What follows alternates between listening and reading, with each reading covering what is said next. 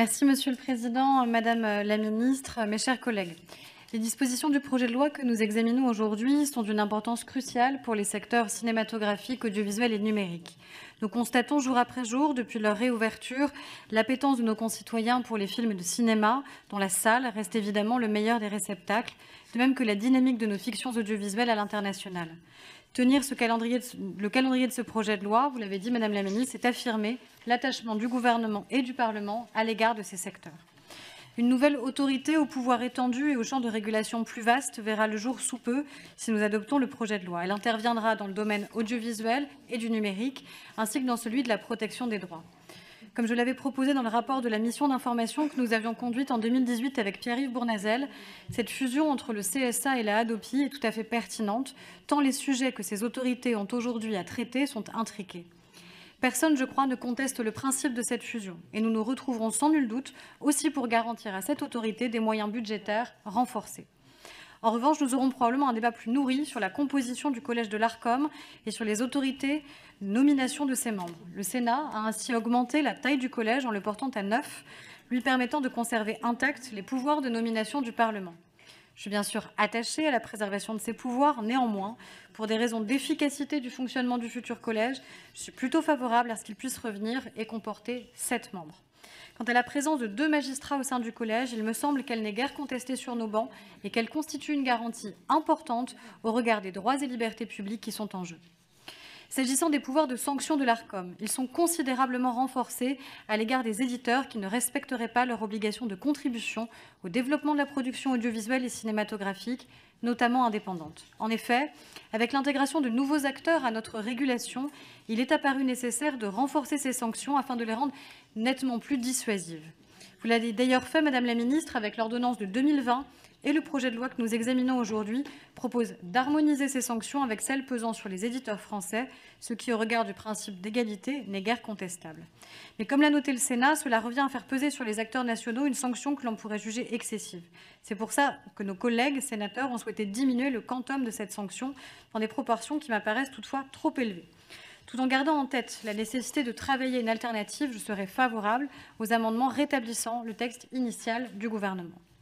Nous aurons également à nous prononcer sur les articles additionnels introduits par le Sénat, qui sont nombreux et qui étendent considérablement le champ du projet de loi, parfois même au-delà de ce qu'aurait dû permettre la recevabilité. Le Sénat a notamment souhaité assouplir les conditions de renouvellement des autorisations délivrées par l'Arcom aux chaînes de la TNT. Celles de TF1 et M6 arrivent en effet bientôt à échéance et il fait peu de doute qu'elles seront reconduites, même si elles devaient faire l'objet d'une procédure ouverte.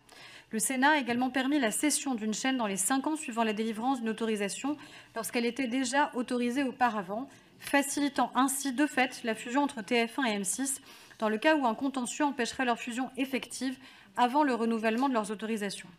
Il ne faut pas s'interdire de réfléchir à ces sujets. Pour autant, l'adoption de ces articles, dans le contexte de la fusion annoncée, enverrait un message peu compréhensible au secteur et à nos concitoyens.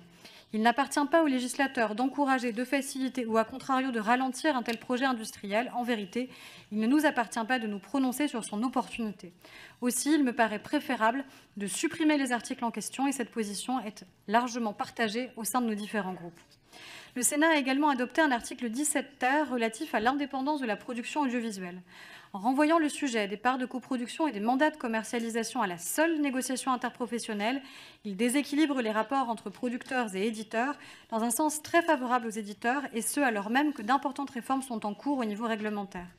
Comme vous le savez, j'avais souhaité, dans le texte qui nous avait été présenté l'an dernier, renforcer les garanties apportées aux producteurs indépendants. Préserver la production indépendante, ce n'est pas céder à un quelconque corporatisme, mais affirmer avec force son rôle clé pour la diversité et la souveraineté culturelle de notre pays. Le Sénat, en introduisant ces articles, nous donne l'opportunité de renforcer certains aspects de la définition de la production indépendante prévue par l'article 71-1 de la loi de 86, conformément à ce que nous avions adopté l'an dernier. Je vous proposerai donc un amendement en ce sens. Le Sénat a également introduit plusieurs articles relatifs à la modernisation de la TNT, qui, je le rappelle, est l'unique mode de réception de la télévision pour plus d'un foyer sur 5 dans notre pays. Il a eu raison de réaffirmer son rôle essentiel, notamment pour l'équité territoriale entre nos concitoyens.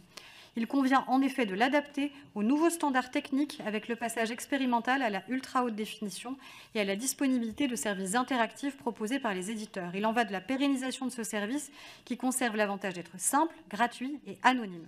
Je serai vigilante sur les délais de mise en conformité des terminaux. S'agissant des seuils de concentration autorisés par les services de radio analogique d'une part et pour les réseaux de chaînes de télévision locales d'autre part, nul doute qu'ils sont aujourd'hui obsolètes, mais nous devons veiller à la diversité des éditeurs et au pluralisme des programmes. Le relèvement du seuil pour les radios me semble adapté. Le Sénat a d'ailleurs adopté le relèvement que nous avions proposé et adopté l'an dernier. J'aurai en revanche à cœur en séance publique de vous proposer un seuil moins élevé pour les télévisions locales afin de ne pas porter préjudice au développement des réseaux et indirectement à la PQR. Toujours concernant la télévision, le Sénat a inséré dans le texte des dispositions qui nous sont familières au sujet du must carry et de l'offre régionale de France 3. Je suis bien sûr favorable à leur adoption, même si un équilibre doit être trouvé entre la mise à disposition rapide des décrochages locaux à la touche 3 et les capacités techniques des opérateurs.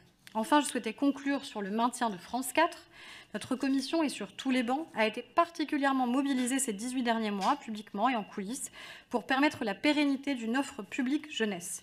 Le service public ne doit pas perdre son lien avec la jeunesse, dont le seul rapport aux écrans ne saurait se faire sur des plateformes internationales. Le secteur de l'animation est un fleuron et une fierté française que nous devons soutenir plus que jamais. Nous nous réjouissons dès lors de l'annonce du président de la République et du décret que vous ferez paraître dans quelques jours. Je vous remercie.